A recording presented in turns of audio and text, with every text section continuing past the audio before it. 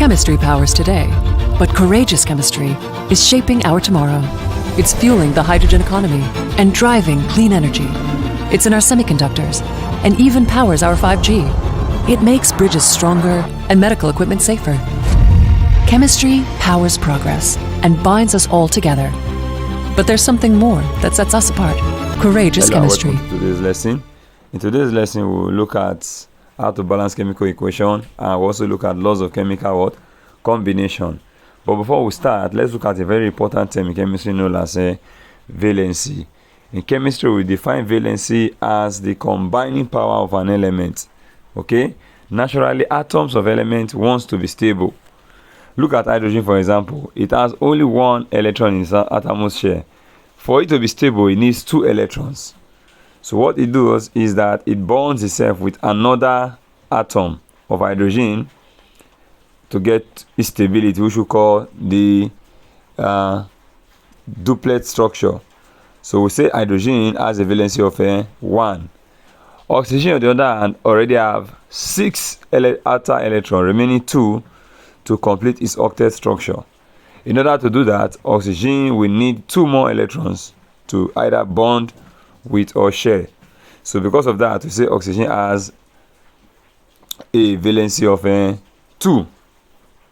Are you getting me? Yes. Let's look at another example. Sodium has 1 electron in its outermost shell. It does not need that 1 electron because it is not stable because of that 1 electron. So in order for it to be stable, it will want to give out that 1 electron. Are you getting me now? So that it becomes stable. Because of that, we say sodium has a valency of what? 1. Because it will give that 1 electron to become what? Stable. Are you following? Yes, to obtain what we call the octet structure. If you look at my right, you will see magnesium there. Magnesium has 2 electrons in its atom's share. It will want to be stable. For it to be stable, it will want to donate those 2 electrons out. Okay? So that it has a stable octet structure. So what it will do, it will give out those 2 electrons. Because of that, we'll say magnesium has a valency of 2. You get it now? Yes. When we now come to the transition metal, it is a little bit different. Look at, for example, we have zinc, copper, and iron. These elements are transition metal, so they tend to behave differently. Okay, why I say differently is that they can have more than 1 valency. You can see zinc there having valency of 2 and 3. You can see copper having a valency of 2 and 3. And you can also see iron having a valency of 2 and 3. That is because they can sometimes give 2 electrons and sometimes give 3 electrons. It is a special property that is exhibited by the transition metal. Ways that we help you remember the valency of the elements. Okay, for group 1, 2, and 3, they follow their group number. That is, element in group 1 we have a valency of 1. Element in group 2 we have a valency of 2. Element in group 3 we have a valency of 3. Now, to know for the elements in group 4, 5, 6, 7, and 8, there is a technique you will use.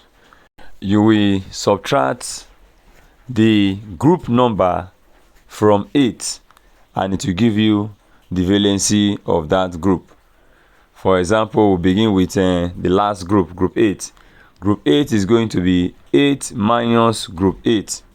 So 8 minus 8 will give us 0. That means group 8 elements have a valency of 0. For group 7, it will be 8 minus 7. 8 minus 7 will give you 1. That means group 7 have a valency of 1. For group 6, it will be 8 minus 6. That will give you 2. That means group 6 have a valency of 2.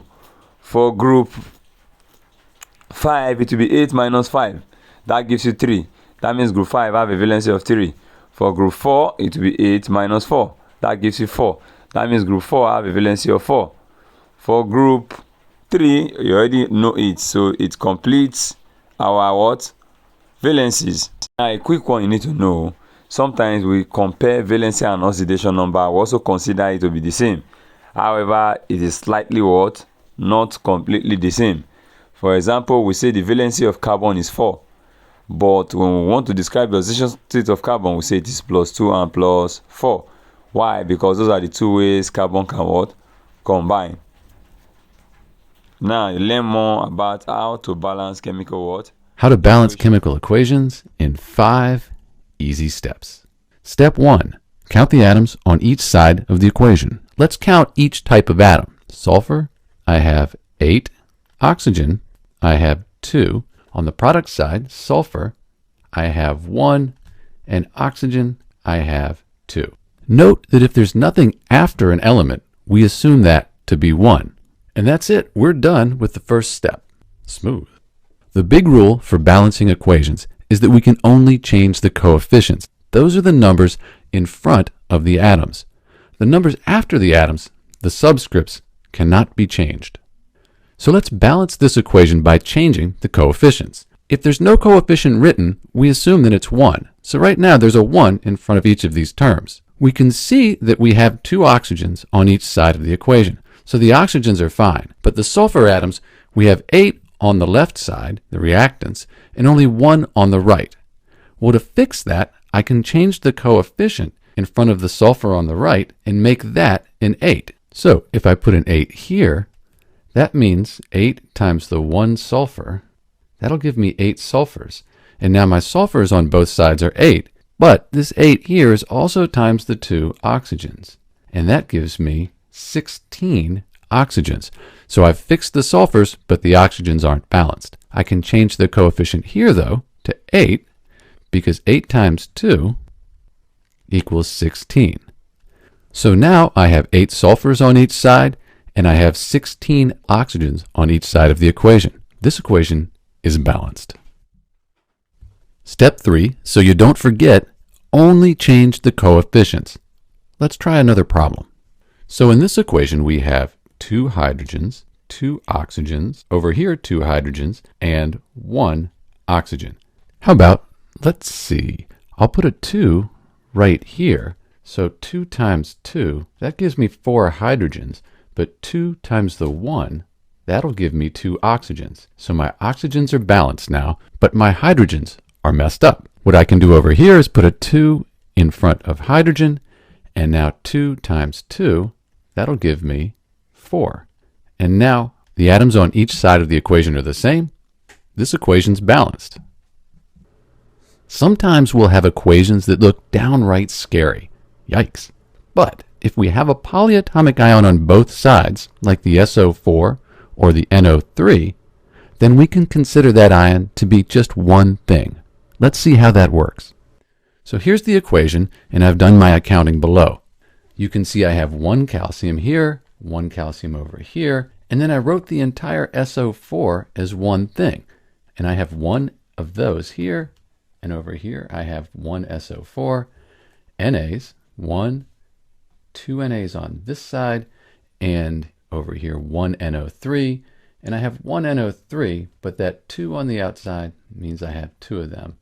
So I have 2 NO3s. So if I put the coefficient of 2 right here, that means I'll have 1 times 2, 2 NAs, but this 2 also multiplies across, so 1 times 2 for the NO3s, that gives me 2, and now everything is balanced. So by treating those polyatomic ions as just one thing, it makes it a pretty simple equation to balance. Let's wrap up with one that sometimes gives people problems. So we can see we have 1 carbon, 4 hydrogens, and 2 oxygens. Easy. Over here we have 1 carbon, and then we have 2 oxygens, and then we have 2 hydrogens. But be careful. We have to count this oxygen over here as well. So we have 2 plus 1.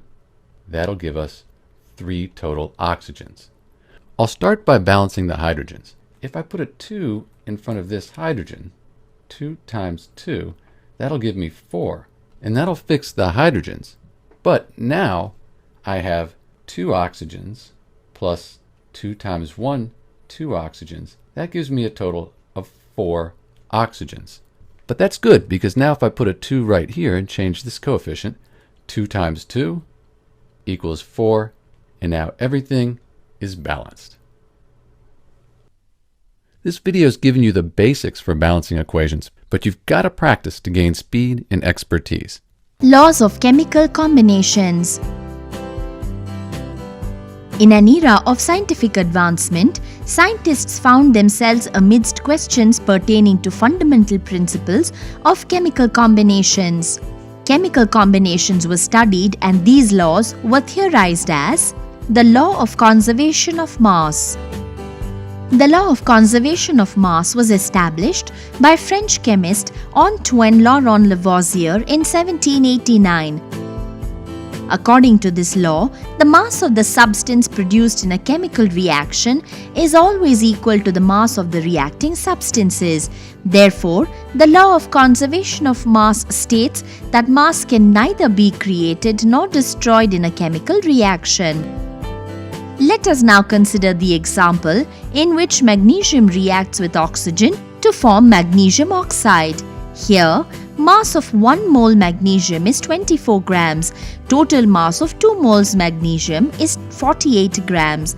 Mass of 1 mole oxygen molecule is 32 grams. So the total mass of reactants is 48 plus 32, which is 80 grams. Mass of 1 mole magnesium oxide is 40 grams. Total mass of products is 40 and 40, which is 80 grams. Therefore, it is clear that the total mass of reactants is equal to the total mass of products. Also, the number of magnesium atoms and the number of oxygen atoms on the reactants and the product sides are equal. Let's move on to the second law of chemical combination, which is the law of constant proportion. This law was stated by a French chemist, Joseph Louis Proust. It is also called the law of definite proportion. According to the law, in a chemical compound, the elements are always present in definite proportion by mass. The law of definite proportion applies when elements react together to form the same product, such as pure water collected from different sources such as a well, spring, or a river.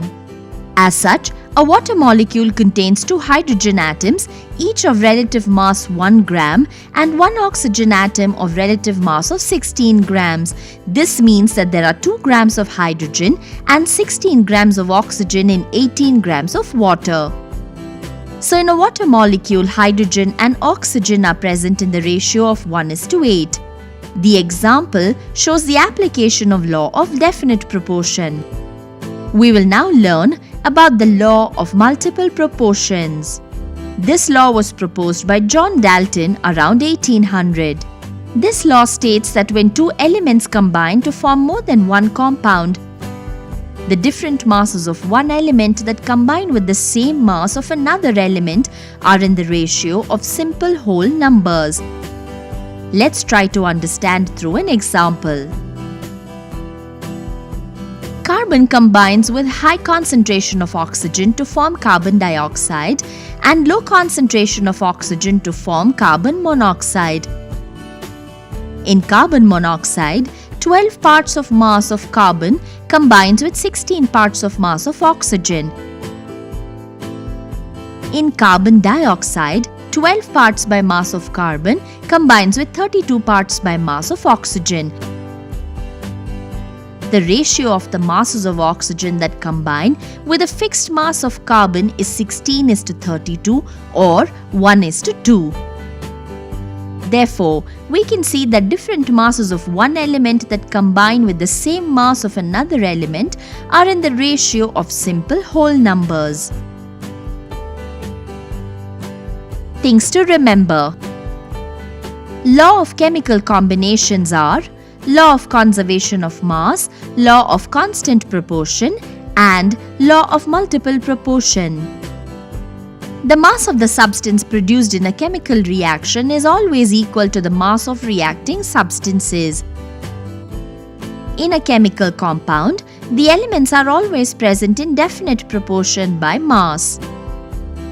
Different masses of one element that combine with the same mass of another element are in the ratio of simple whole numbers.